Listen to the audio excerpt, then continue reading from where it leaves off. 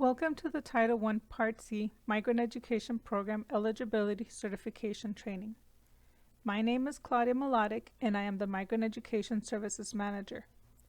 This certification training is for anyone who has never been trained in determining eligibility for the Migrant Education Program or for those who would like to take the full training again. If you have a good understanding of how to determine MEP eligibility and need to recertify, you will need to take the Title I Part C Migrant Education Program Eligibility Refresher Training. If you need the refresher training, contact me at claudia.melodic@tvoc.org or 952-232-1210.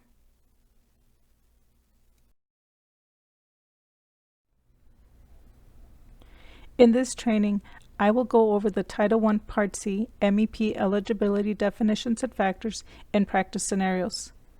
I will go over instructions for the paper certificate of eligibility and needs assessment form.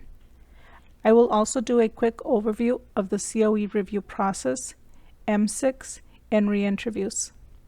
Finally, I will also introduce the IDNR team and inform you of the next step for certification.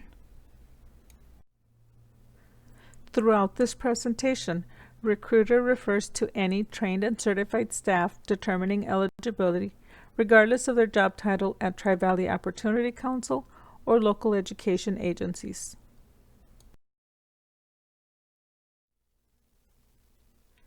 To understand how a child qualifies for the Migrant Education Program, you will need to learn the key definitions that are the factors for determining eligibility.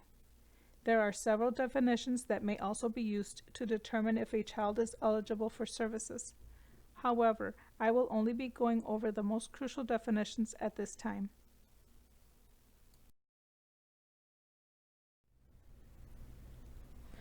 The program definitions regarding eligible children and qualifying moves are found in Section 3 of the COE, where eligibility information is documented. A migratory child is a child or youth not older than 21 years of age who is entitled to a free public education through grade 12 under state law, or is not yet at a grade level at which the LEA provides a free public education. The child has also made a qualifying move as a migratory agricultural worker or a migratory fisher, or with, to join, or precede a parent, guardian, or spouse who is a migratory agricultural worker or a migratory fisher.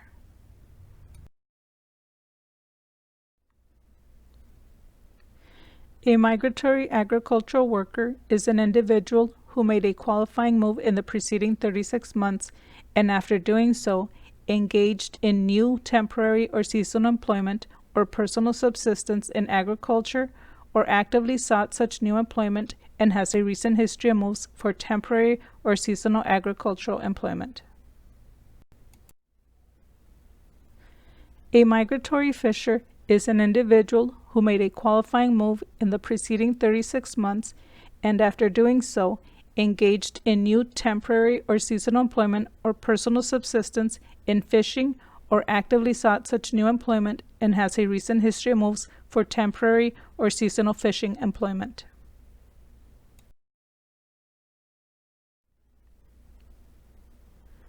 A qualifying move is a move from one residence to another residence and due to economic necessity and from one school district to another school district. Engaged means actively doing qualifying work or having attended orientation for seasonal or temporary employment.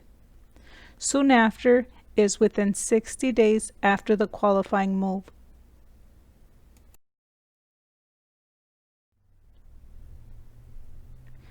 Actively sought implies the need to take positive actions to seek qualifying work. For example, the individual or someone on his or her behalf may have applied for qualifying work at a particular agricultural or fishing job site, applied at a center that coordinates available temporary or seasonal employment, applied for such employment before moving, or have moved reasonably believing, based on newspaper ads or word of mouth, that such work would be available after the move. This should occur within 60 days of the qualifying move.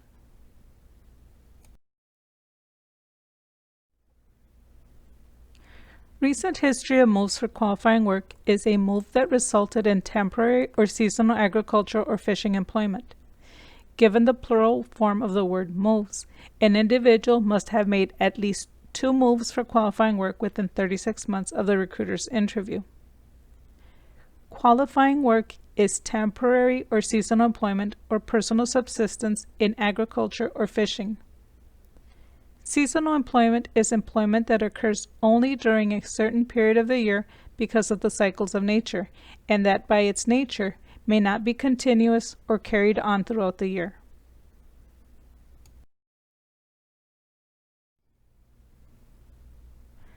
Temporary employment is employment that lasts for a limited period of time, usually a few months, but no longer than 12 months. Agricultural work is the production or initial processing of raw agricultural products such as crops, poultry or livestock, dairy work, as well as the cultivation or harvesting of trees that is performed for wages or personal subsistence.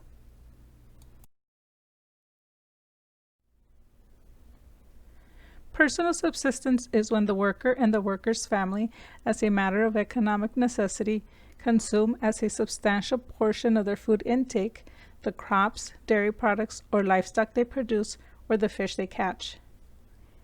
Initial processing is work that is beyond the production stage of agricultural work and precedes the transformation of the raw product into something more refined. It's working with a raw agricultural or fishing product. Initial processing ends once the transformation of the raw product into something more refined begins.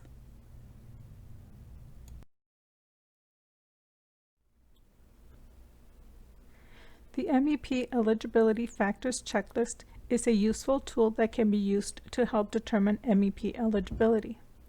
Keep in mind that if you use the checklist, your interview should be in a comfortable, casual conversation where you are asking non-leading questions to determine if the children and the worker meet the factors on this sheet. For a sample of interview questions, see the sample interview script that is shared from the Migrant Education Program National IDNR Manual. Here are some things to consider when using the MEP Eligibility Factors Checklist. Moves and qualifying activities from other states are considered in determining eligibility. The child does not have to move with the worker for recent history of moves. However, they must be in our state to be included on the COE. The worker's status date and the child's qualifying arrival date are not always the same.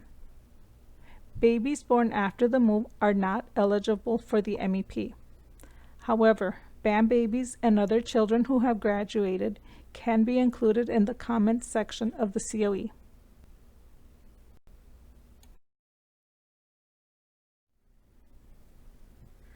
You will notice that the Migrant Education Program definitions are part of the factors we will be going over. These factors will be used to determine if a child meets the definition of a migratory child and that the worker meets the definition of a migratory agricultural worker or migratory fisher, as well as the other factors meeting the definitions for eligibility purposes. Factor 1. Child's age. The child is younger than 22 years old on the date of the interview. Factor 2. Child's school completion status. The child is entitled to a free public education through grade 12 under state law.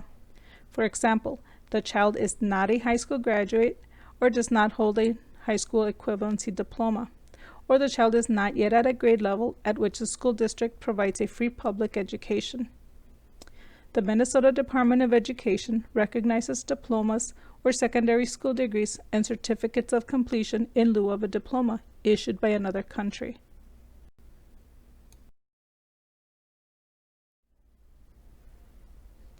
Factor 3A. Child's qualifying move.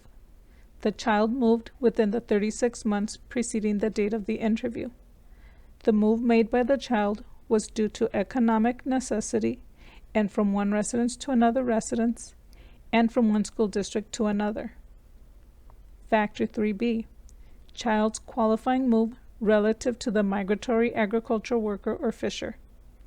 The child's qualifying move in Factor 3A was with, to join, or to precede a parent, guardian, or spouse who is a migratory agricultural worker or a migratory fisher, whose status has been determined in factors 4A and 4B. Let's take a closer look at these factors. In factor 3A, you are trying to determine if the child made a qualifying move based on the information provided by the interviewee. For factor 3B, you are trying to determine if the child made the qualifying move with, to join, or to precede someone who is a migratory agricultural worker or migratory fisher. There may be cases where the child is also the worker. In these cases, you are trying to determine if the child made the qualifying move as a migratory agricultural worker or migratory fisher. Both factors 3A and 3B combined meet the definition of a migratory child. You may need to come back to factor 3B if at this point you have not yet determined if the worker meets the definition of a migratory agricultural worker or migratory fisher. Here is a visual of migratory children and youth. The acronym RED is used as a reminder of the qualifying move definition. R for residence, E for economic necessity, and D for district. In this scenario, the children and youth are not older than 21, they are entitled to free public education, or are not yet at grade level. They have made a new qualifying move in the last 36 months with, to join or precede, a migratory agricultural worker or migratory fisher, or on his or her own as a migratory agricultural worker or migratory fisher. When they meet all of the factors, the children are eligible for the Title I Migrant Education Program. The qualifying arrival date, which is the date in which they arrived to the current school district, is good for 36 months. You will notice that in this scenario, the older migratory child is also a migratory agricultural worker. In this case, we would fill out a separate certificate of eligibility for the youth worker.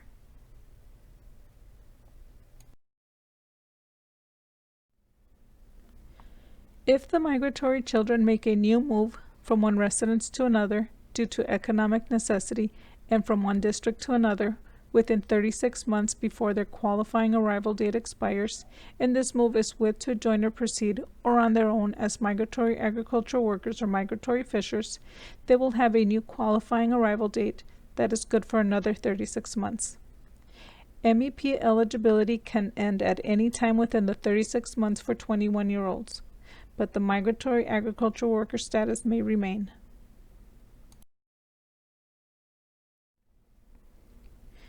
If the children do not make a new qualifying move and their qualifying arrival date expires, they are no longer considered migratory children and are not eligible for MEP services. However, they may be served under continuation of services during the performance period in which their eligibility expired.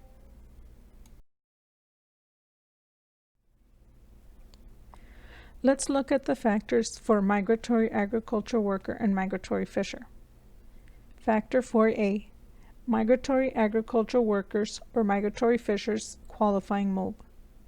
The parent, guardian, spouse, or child, if the child is the worker, moved within the 36 months preceding the date of the interview, and the move made by the parent, guardian, or spouse, or the child, if the child is the worker, was due to economic necessity and from one residence to another residence, and from one school district to another.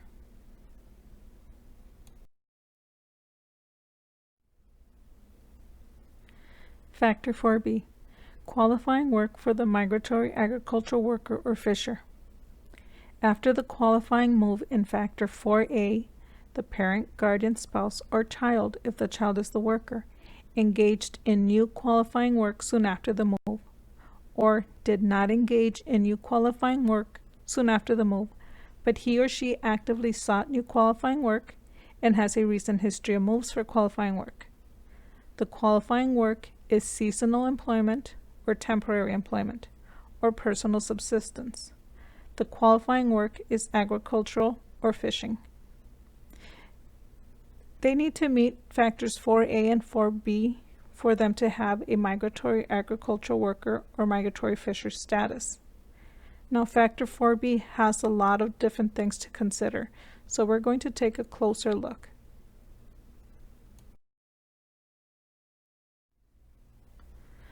Let's look at the first part of Factor 4B. After the qualifying move in Factor 4A, the parent, guardian, spouse, or child, if the child is a worker, engaged in new qualifying work soon after the move. Engaged is if they are doing initial processing work that is seasonal or temporary in agriculture or fishing. Engaged can mean that they attended orientation for qualifying work soon after the move. A quick side note, we try to gather orientation dates from processing plants to have a good understanding of when workers may be engaged in qualifying work through orientation. Soon after is within 60 days of the qualifying move. If they engage more than 60 days after the move, you would need to contact me for prior approval. For temporary employment to be considered qualifying work, the worker must be engaged no more than 12 months. Personal subsistence has never been used to determine eligibility in our state. That's not to say it can't happen here, but if you determine eligibility using personal subsistence, a comment must be provided with details clearly explaining this determination.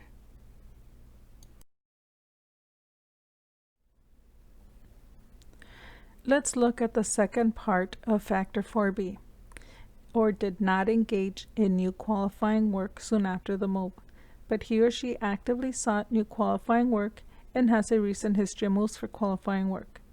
The qualifying work is seasonal employment or temporary employment or personal subsistence. The qualifying work is agricultural or fishing. If they did not engage in qualifying work, we need to know what they did to look for or actively seek qualifying work soon after the move. They need to have at least 2 moves for past history where they engaged in qualifying work. History is in the last 3 years from your interview date. These past moves do not need to meet the definition of qualifying move unless you are using one to document when the worker established as a migratory agriculture worker or migratory fisher. In such cases, you would document the past date in which they made the qualifying move and engaged in qualifying work soon after that move.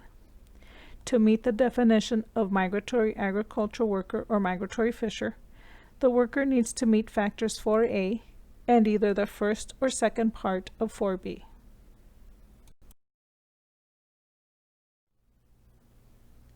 Here is a visual for a worker who has established as a migratory agricultural worker. This worker made a qualifying move in the last 3 years from the interview date, and they engaged in a new qualifying activity soon after that move. Their migratory agricultural worker status is good for 36 months from that qualifying move.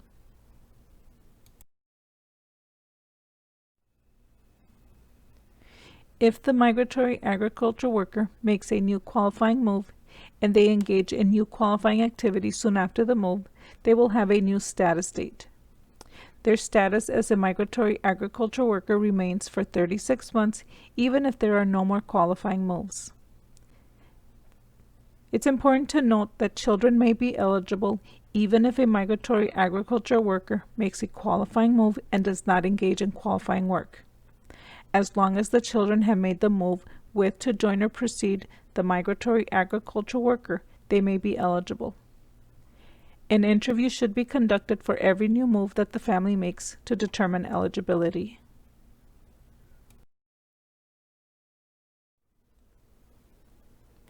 If the worker does not make a new qualifying move for qualifying work and their status expires, they are no longer considered a migratory agricultural worker and their children might not be eligible for the MEP. However, as previously stated, an interview should be conducted for all moves that the family makes to determine if they are eligible for the MEP.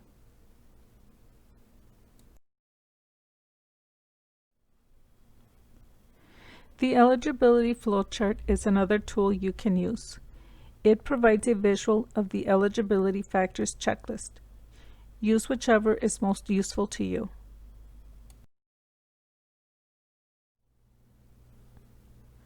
Now it's time to put into practice what you have learned.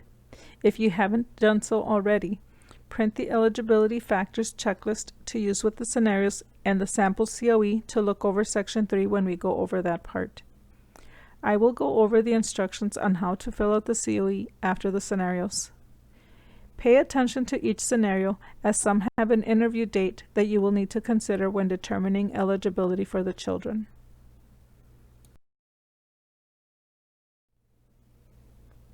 Scenario 1. Pablo, a father of 4 school-aged children, moved on his own July 15, 2016, from his family's home in Pine Bluff, Arkansas, to Bradenton, Florida, in search of work picking oranges. 2 weeks after his move, he engages in the work and is there for 2 months. Once the harvest is over, he moves back to Arkansas. Then, on January 18, 2017, he moves again on his own to Eugene, Oregon, to work with his brother at a local restaurant during the slow season. On September 1st, 2017, his wife and 4 children join him in Oregon while Pablo continues his work in the restaurant. The recruiter interviews the family on September 12, 2017.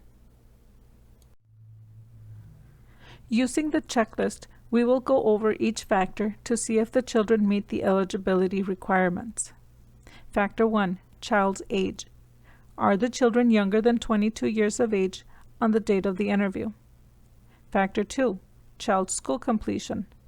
Are the children entitled to a free public education through grade 12 under state law, or not yet at a grade level at which the school district provides a free public education? Factor 3A. Child's qualifying move. Did the children move within 36 months preceding the date of the interview, due to economic necessity, and from one residence to another residence, and from one school district to another? Factor 3B. Child's qualifying move relative to the migratory agricultural worker or migratory fisher.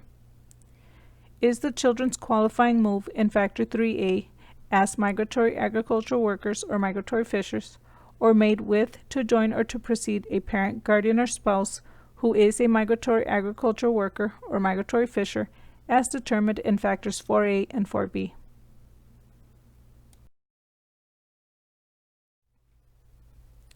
For Factor 1, we can determine that the children are not older than 22 years of age based on the statement for school-aged children. We can also determine that they meet Factor 2 for school completion status based on that same statement. Factor 3A is the children's qualifying move. In this scenario, the children had one move that was within 36 months from the interview. It was from Pine Bluff, Arkansas to Eugene, Oregon on September 1st, 2017. Factor 3B is the children's qualifying move relative to the migratory agricultural worker or migratory fisher. Let's take a look to determine if the worker established himself as a migratory agricultural worker.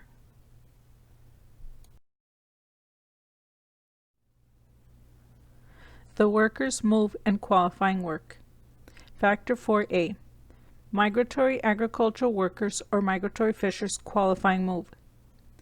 Did the parent, guardian, spouse, or child, if the child is the worker, move within the 36 months preceding the date of the interview, due to economic necessity, and from one residence to another residence, and from one school district to another? Factor 4B. Qualifying work for the migratory agricultural worker or migratory fisher. After the qualifying move in Factor 4A, did the parent, guardian, spouse, or child, if the child is the worker, engage in new qualifying work soon after the move, or did not engage in new qualifying work soon after the move, but he or she actively sought new qualifying work and has a recent history of moves for qualifying work? And is the work seasonal employment, or temporary employment, or personal subsistence? And is the work agricultural or fishing?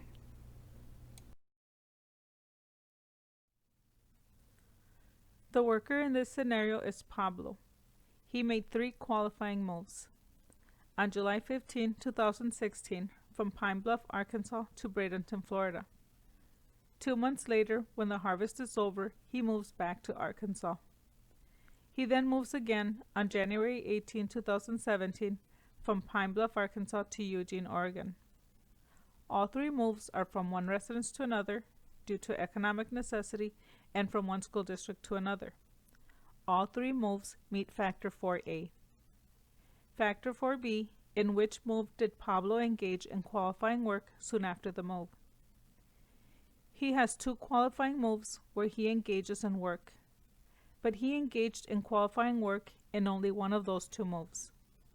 He started picking oranges soon after his qualifying move from Arkansas to Florida. He meets Factor 4B.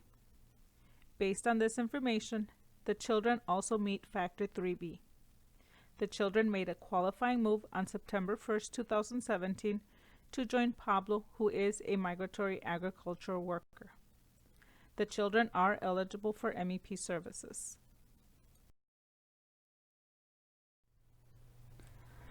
Section 3 of the COE is where eligibility for the MEP is recorded.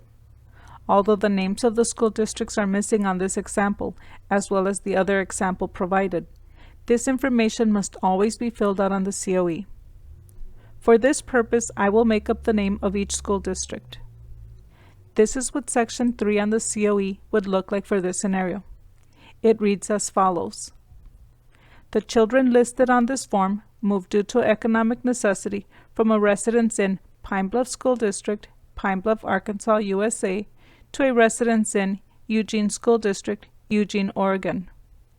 The children moved to join or precede the worker. The worker, Pablo, is the parent/guardian. The children moved on September 1st, 2017. The worker moved on January 18, 2017. The qualifying arrival date was September 1st, 2017. The worker moved due to economic necessity on July 15, 2016, from a residence in Pine Bluff School District, Pine Bluff, Arkansas, USA, to a residence in Bradenton School District, Bradenton, Florida, and engaged in new qualifying work soon after the move. The qualifying work, picking oranges, was seasonal employment and agricultural work. As you can see, numbers 1, 2, and 3 document the qualifying move in detail where the children moved as the worker or with to join or precede the migratory agricultural worker or migratory fisher.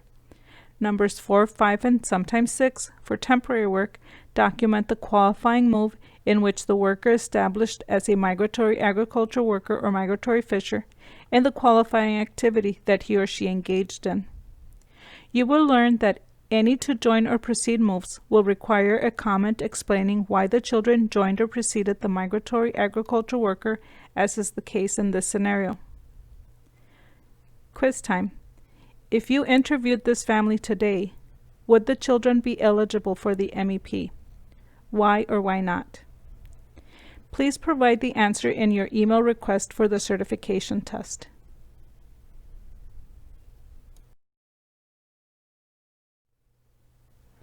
Scenario 2. On August 24, 2016, a worker, his spouse, and two children ages 5 and 7 moved from Cleveland, Ohio to Biglerville, Pennsylvania to engage in seasonal agricultural work picking peaches. The father begins work the next day and continues working until October 2016. After the work ends, the entire family moves on October 28, 2016 to Philadelphia, Pennsylvania, where the mother obtains work in a hotel. The recruiter finds the family in August 2017. Using the checklist, we will go over each factor to see if the children meet the eligibility requirements. Factor 1. Child's age. Are the children younger than 22 years of age on the date of the interview? Factor 2. Child's school completion. Are the children entitled to a free public education through grade 12 under state law, or not yet at a grade level at which the school district provides a free public education? Factor 3A. Child's qualifying move. Did the children move within 36 months preceding the date of the interview, due to economic necessity, and from one residence to another residence, and from one school district to another? Factor 3B. Child's qualifying move relative to the migratory agricultural worker or migratory fisher. Is the children's qualifying move in Factor 3A as migratory agricultural workers or migratory fishers, or made with, to join, or to precede a parent, guardian, or spouse who is a migratory agricultural worker or migratory fisher, as determined in Factors 4A and 4B?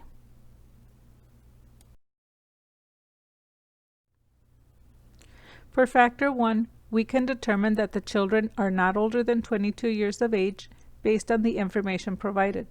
We have a 5-year-old and a 7-year-old. We can also determine that they meet Factor 2 for school completion status based on that information.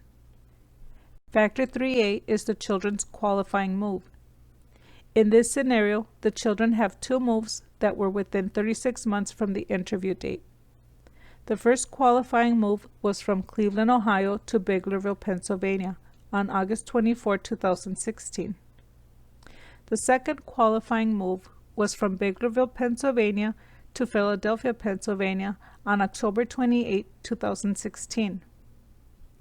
Factor 3B is the children's qualifying move relative to the migratory agricultural worker or migratory fisher. Let's take a look to determine if the worker or workers establish themselves as migratory agricultural workers.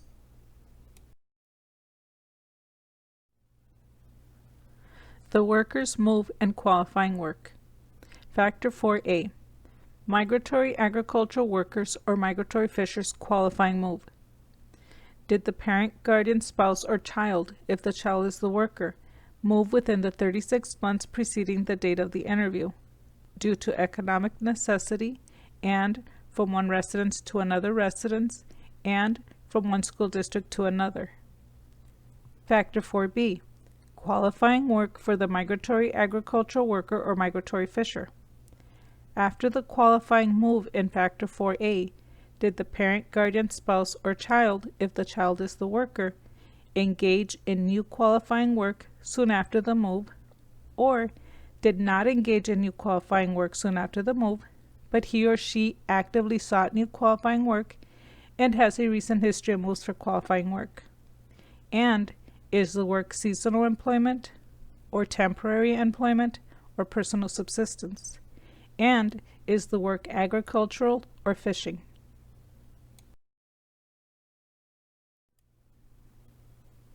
In this scenario, both parents made a move and both parents engaged in different types of work. We need to determine who the migratory agricultural worker is. On August 24, 2016, they moved from Cleveland, Ohio to Biglerville, Pennsylvania.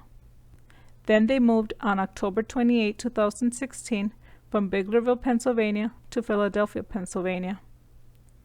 Both moves are from one residence to another due to economic necessity and from one school district to another. Both the worker and his spouse meet Factor 4A for each of these moves. Factor 4B. In which move did they engage in qualifying work soon after the move? In the first qualifying move, the father engages in seasonal agricultural work picking peaches the day after the move. Therefore, he meets Factor 4B and has established himself as a migratory agricultural worker for 36 months from August 24, 2016. His wife does not engage in any type of work in the first move. In the second qualifying move, his wife obtains work at a hotel. That is not a qualifying activity, therefore she does not establish herself as a migratory agricultural worker. Based on the information, the children meet Factor 3B because they made a qualifying move with their father, who is a migratory agricultural worker.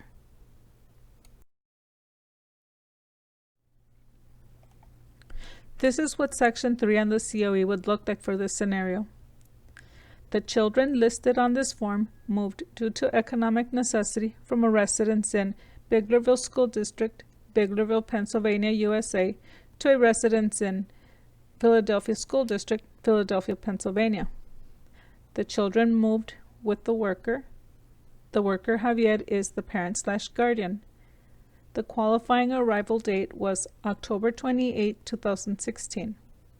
The worker moved due to economic necessity on August 24, 2016 from a residence in Cleveland School District, Cleveland, Ohio, USA, to a residence in Biglerville School District, Biglerville, Pennsylvania, and engaged in new qualifying work soon after the move. The qualifying work, picking peaches, was seasonal employment and agricultural work. Quiz time. How many qualifying arrival dates do the children have? Please provide the answer in your email request for the certification test. If initial interview questions do not draw out the information needed to determine eligibility, make sure you are asking additional non-leading questions. Review the sample interview script form to familiarize yourself with additional questions prior to conducting an interview. Take as many notes as necessary during the interview, as you may need to share that information. If you are still not sure if a child is eligible, let the family know that you need to check with your supervisor or the state education agency, and you will notify them of the determination. We will need to review all of the factors closely. Having all of the information from the interview will help determine if the children qualify for the migrant education program. If more information is needed, you may need to contact the family for further information before we can determine eligibility.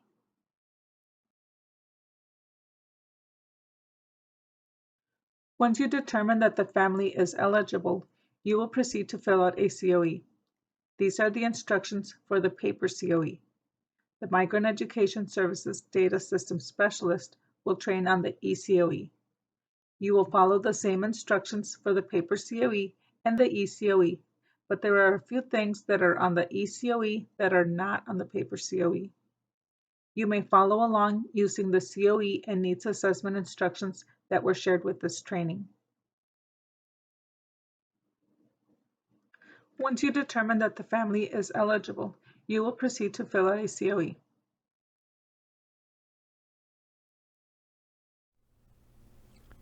Things to do before filling out a COE. Check MIS 2000 or M6 before filling out a certificate of eligibility to avoid duplicate entries. Determine eligibility for the migrant education program. Things to do after filling out a COE. Review the COE with the interviewee. Notify the family that they may receive a phone call for a re-interview.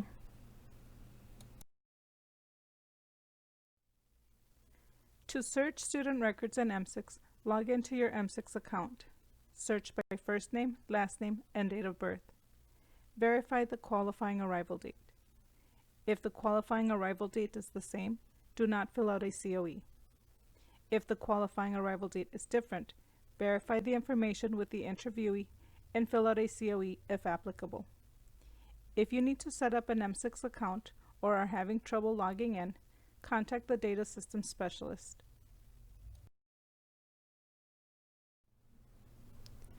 A COE must be completed every time a child makes a new qualifying move that would renew the child's eligibility for the MEP. All attempts should be made to complete all data elements and sections of the COE. In cases where a response may not be required or does not apply, the recruiter must write a dash on the paper COE or leave a blank on the eCOE. All other information must be provided.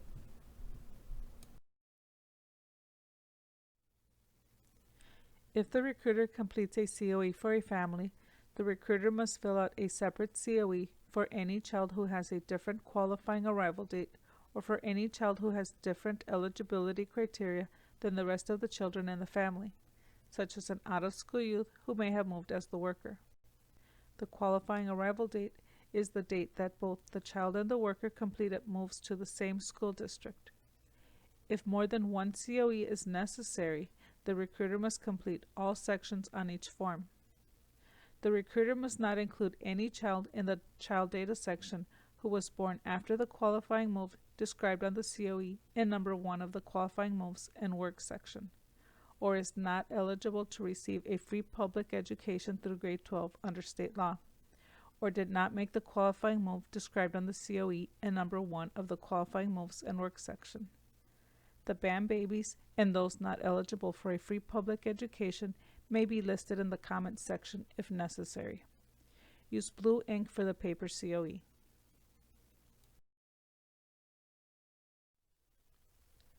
Family Data section. In this section of the COE, the recruiter will record the contact information for the children and the name of the children's parents or guardians. Record legal last name or names and legal first name. If the parent guardian has two last names or a hyphenated last name, record the individual's last name as it legally exists. The term parent guardian on this form and in other sections of these instructions includes a legal guardian loco parentis, such as a grandparent or step-parent with whom the child lives. If the children's legal parent guardian is different from the current parent guardian, provide the name of the children's legal parent guardian in the comments section. If the child is responsible for his or her own welfare, for example, an emancipated youth, write a dash in the parent guardian 1 and parent guardian 2 lines.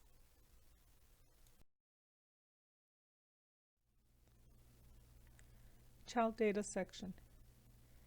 Child data includes the name, sex, birth date, race, and other relevant information of each child. All columns should be filled in. If the migratory child is the migratory agricultural worker, do not record the name in the family data section. Only record their current address, telephone numbers, home base address, and email. Add their personal information in the child data section. A recruiter should include all children with the same family and eligibility data on the same COE. Any child who has different current family or eligibility data, including a different qualifying arrival date, must be documented on a separate COE. Be sure to number COEs if this is the case.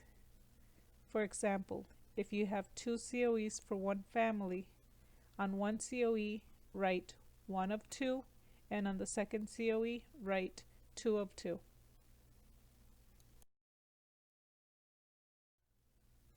Qualifying moves and work section. This section is where you document the information referred to in the eligibility factors checklist.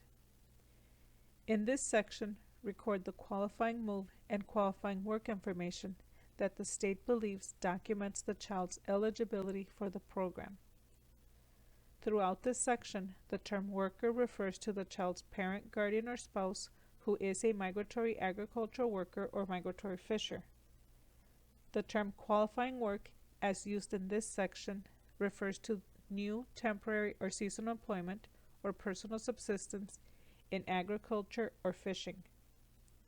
The qualifying moves documented in this section are the qualifying moves that meet the Title I MEP eligibility criteria.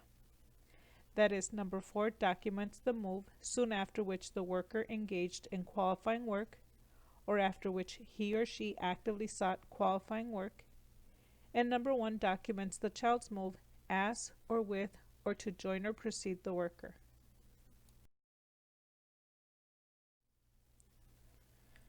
Comment section.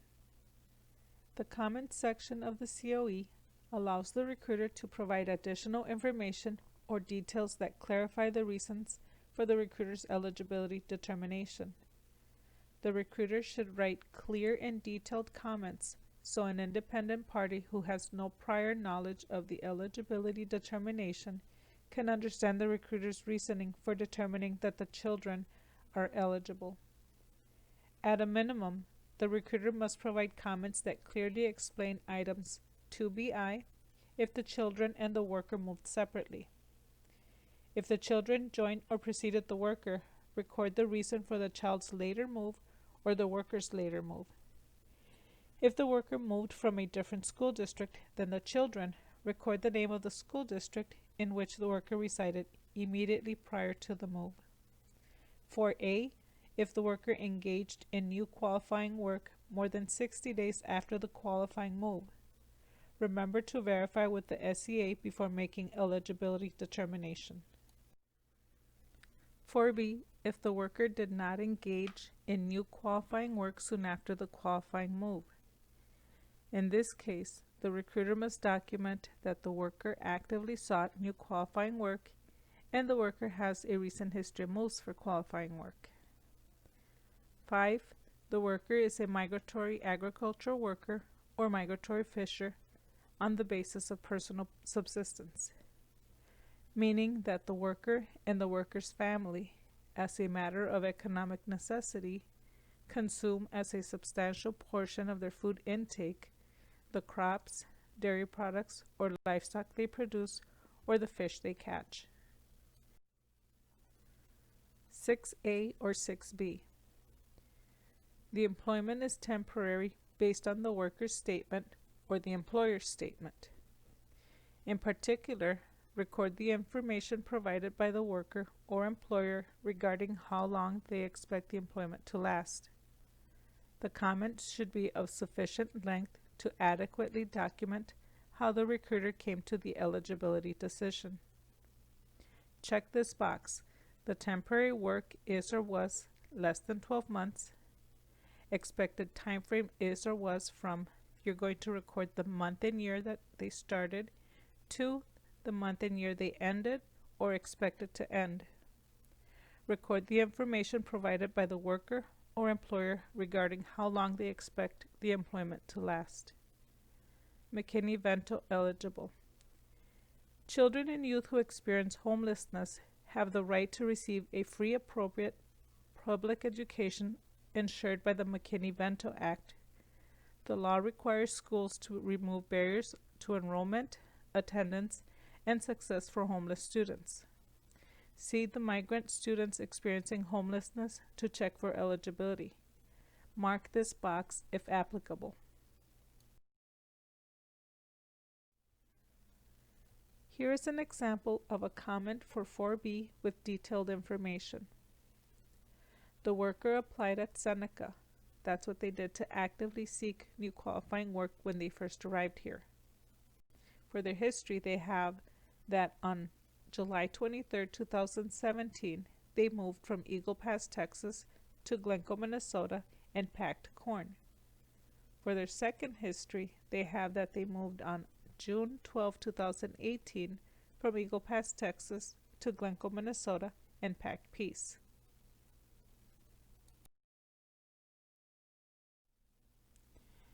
Interviewee signature section. In this section, the interviewee signs and dates the COE on the day the interview is conducted. The interviewee must also write his or her relationship to the child. It's very important to inform the interviewee of FERPA and the rights and responsibilities found on the back of the COE. Read the full statement in the interviewee signature section so the interviewee understands the purpose of the COE and that they are agreeing to the release and transfers of their child's education and health records to and from other schools and educational agencies. This statement is in Spanish on the back of the COE.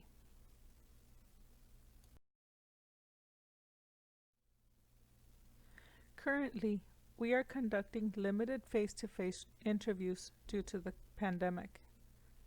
During a phone or video conference call or in-person interview, we are not collecting the interviewee signature.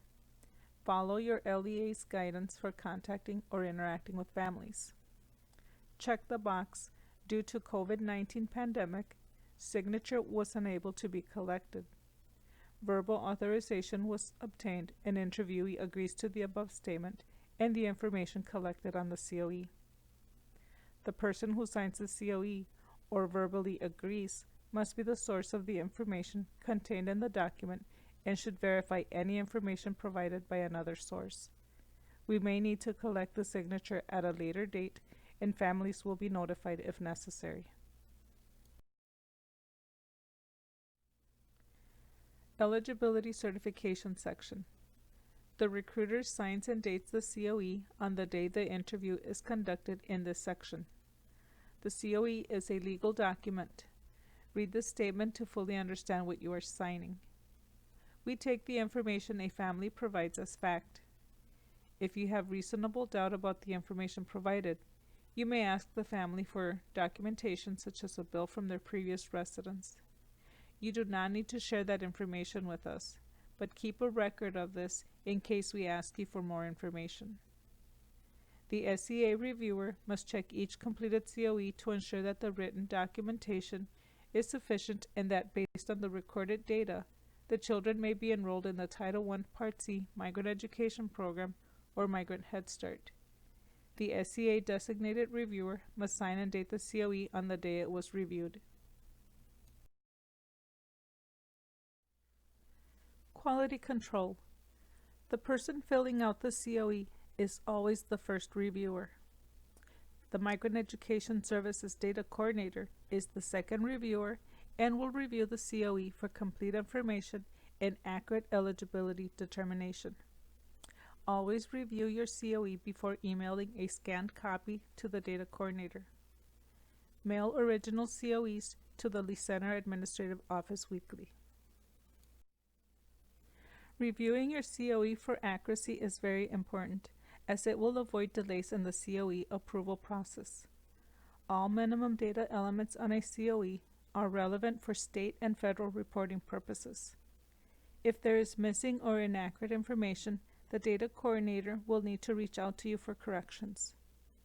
For an in-depth training on the process for reviewing, verifying, and approving of COEs, you will need to take the General Certificate of Eligibility Process and Procedure Training. The COE review checklist has also been provided to facilitate in this process.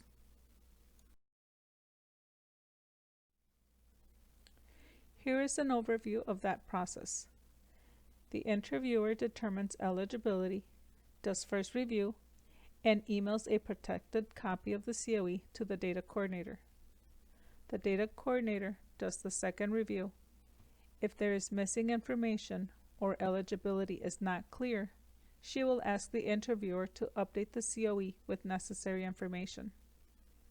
If filled out correctly, the COE is entered in MIS 2000 by the data coordinator, and the eCOE is submitted to the Migrant Education Services Manager. If eligibility is not clear, the manager rejects the eCOE to the data coordinator with comments in the view log. The data coordinator may follow up with the interviewer for more information. If the eCOE is approved by the manager, services can begin. Students under second and third year of eligibility may be served right away.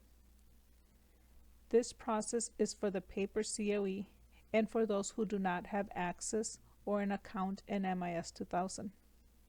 If you have access and an account for MIS 2000 and you complete a paper COE, you will need to enter the data in MIS 2000 before mailing the original COE to us.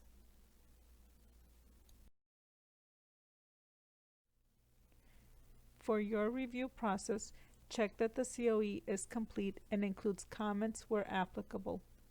Make sure interviewee checks spelling of names, dates of birth, and other information for accuracy. Anyone with access to MIS 2000 or web-based MIS 2000 needs to enter their paper COEs into the database within 24 hours. On the paper COE, print your name as first reviewer. Include the date that it was entered in MIS 2000, your initials, and the COE ID number. Mail the COE to the Migrant Education Services Data Coordinator located in the center. You will be notified if a COE needs updates or clarification for eligibility. It is crucial to update the COE as services cannot begin until the COE is signed by the SEA.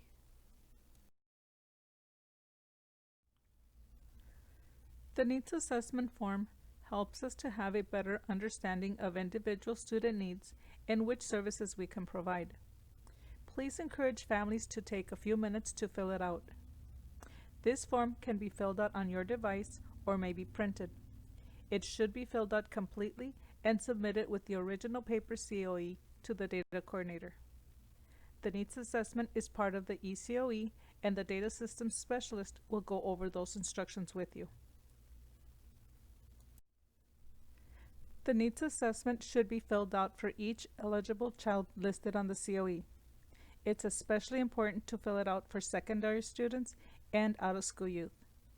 Someone will need to follow up to meet their needs if resources are available.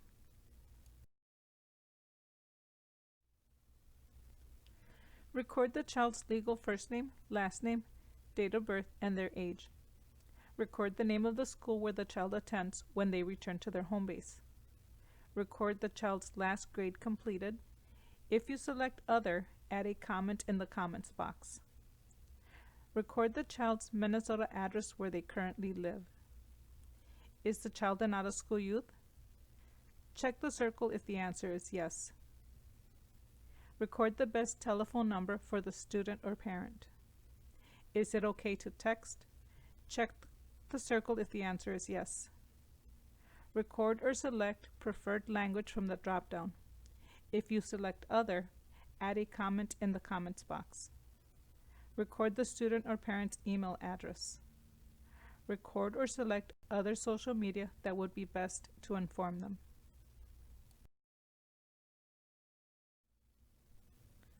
What supplementary instructional services are needed most?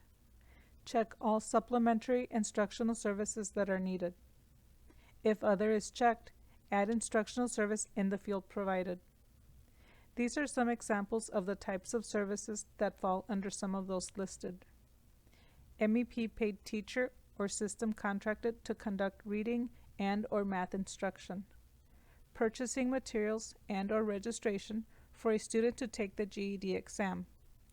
Assistance with orientation to higher education, and facilitating work-study opportunities for students.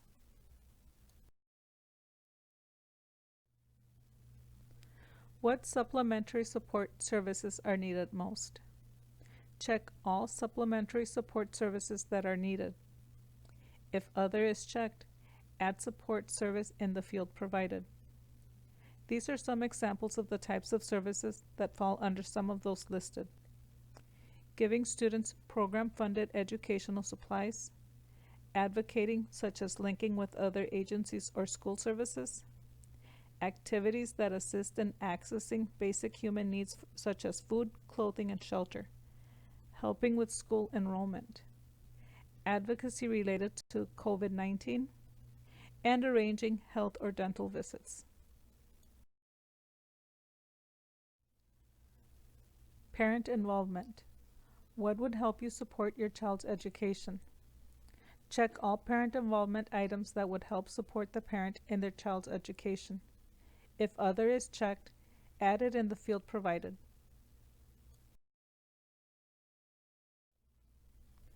Your child.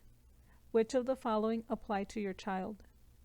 Check all that apply to the child and explain in the comment section. If Other is checked, add the information in the field provided. Add any comments from the above fields if necessary. Person who filled out the needs assessment. Enter your name and the date the form was filled out. It should be the same date as the COE if possible. Enter your email address and your telephone number.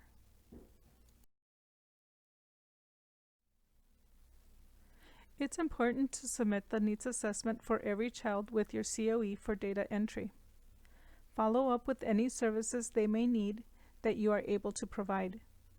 Secondary and out-of-school youth may need a guidance counselor or reach out to Lydia Guzman, our secondary director at the Midwest Migrant Education Resource Center.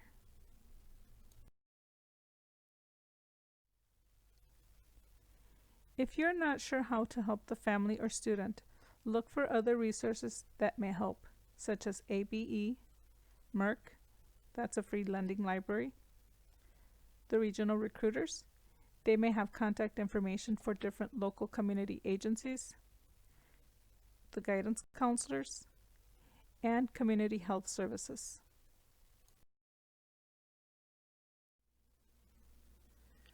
The Migrant Student Information Exchange, or M6, is the national database. MIS 2000 data is uploaded into M6.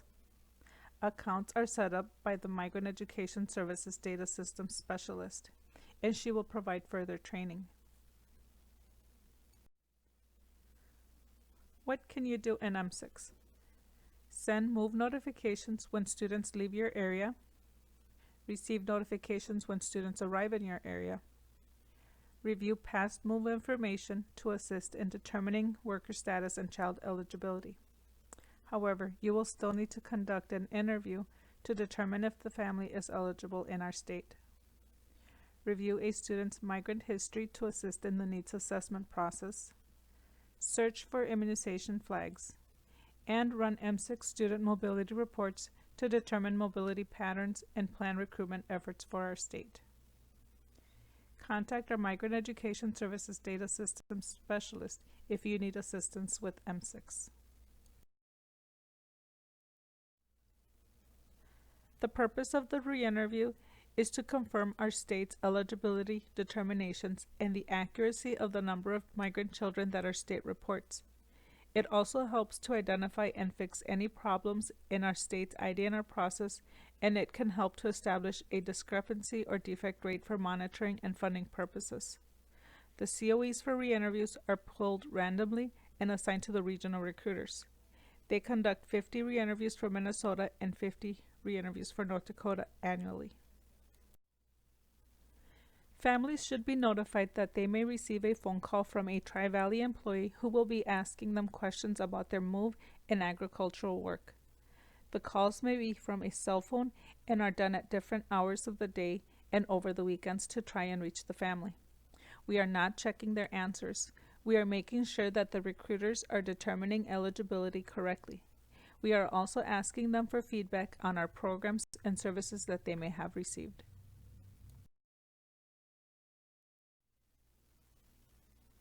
The Migrant Education Services team is located in the Center Administrative Office in the Center, Minnesota.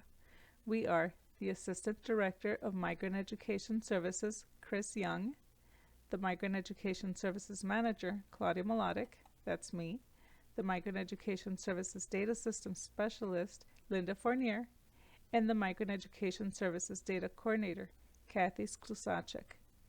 Please reach out to us with any questions about the Migrant Education Program, recruitment requests, MEP eligibility concerns, or for assistance with MIS 2000 or M6.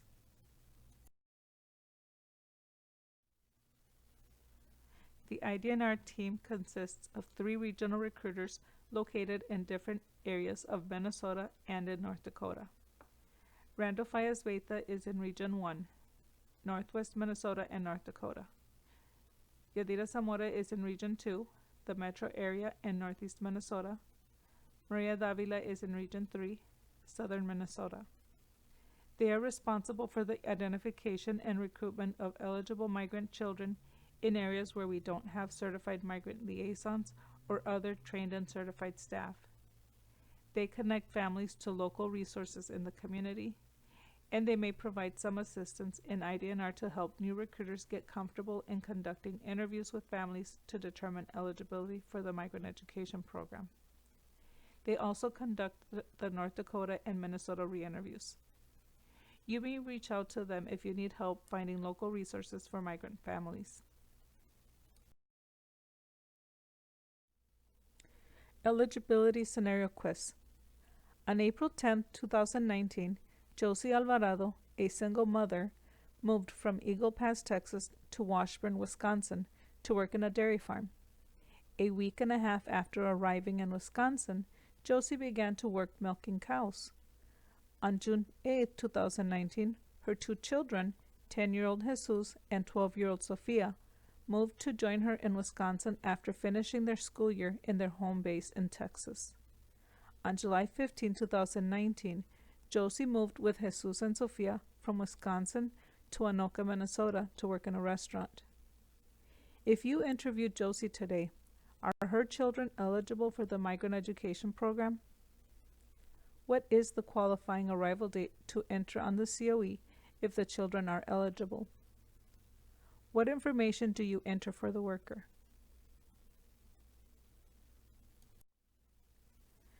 Use the MEP eligibility factors checklist to determine if the children in this scenario are eligible for the MEP.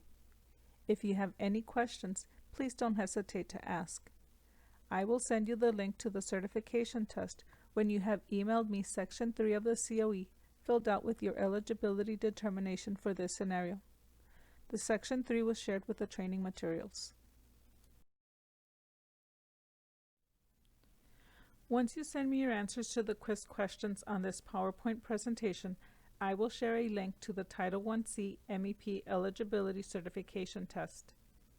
Feel free to use any resources you have and take the test as many times as needed to get 100% to be certified. If you get a wrong answer and need to start over, do not try resuming the test. You will need to log in as if it's the first time taking the test unless you save to resume at a later date. So take your time and take notes in case you need to retake the test. If you need assistance or come across something that you feel we didn't cover, please reach out to me and I will help you. Once you get 100% on your test, we will be notified and your name will be added to the list of recruiters in the Minnesota Migrant Education Program database, MIS 2000. Good luck!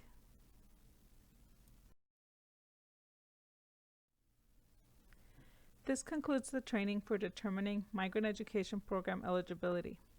You have joined a dedicated team of people throughout the state who work together to identify and recruit the migrant-eligible students in Minnesota. We welcome you to our team and look forward to working with you. Thank you.